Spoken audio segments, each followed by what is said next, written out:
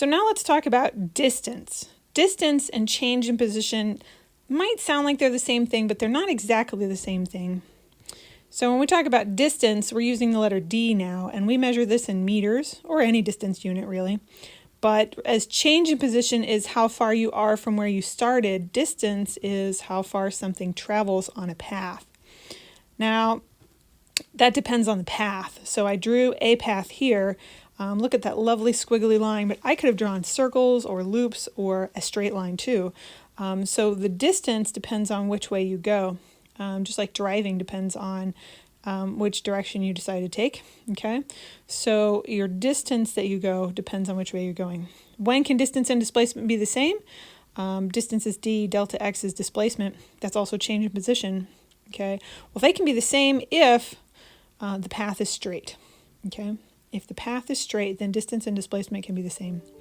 Otherwise, they're different. So let's look at this example here. We've got a bug, and it's traveling from the camera to the sink and then the plant. And we need to calculate the total distance traveled and the total change in position. And so here's what we're going to do. I'm going to label these, but this time instead of an XF and an XI, I have a 1, a 2, and a 3 because the bug, whoa, wrong button. The bug didn't go from one place to another. It went from one place to 3 places. So it started at the camera. So there's my 1. And then it went to the sink. There we go. And then it went to the plant. Okay, so when I'm trying to find the distance that this guy went, I actually have to do it in pieces. Okay.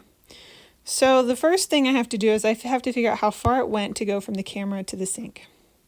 Now, when I do this, I'm going from 8 feet to 0. I don't care about the negatives for the distance because it's just the length of the path. It doesn't matter whether it's positive or negative because it just doesn't matter. It could go either way. It's just the length of the path. Just like when you're driving, it doesn't matter which direction you go. How far you went is how far you went. And then I have to find the distance from the sink to the plant. Whoops, the negative doesn't matter, should have been on the other one. Going from 12 to 0, or 0 to 12, I'm going to get 12 feet, okay? And then to get the total distance, all I have to do is add those together because the bug went the 8 feet and then it went the 12 feet. So altogether, the bug went 20 feet. That's how far the bug traveled on the path, okay? It's always about the path there.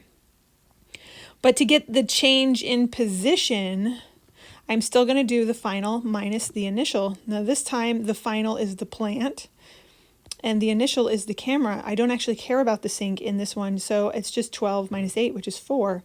So this is how far the bug is from where it started. So the change in position is as if I didn't even notice what else the bug did. I'm just, how far are you from where you started? And the distance is the length of the path. So we've got some differences in what we're measuring there. Okay, so that's the difference between distance and displacement.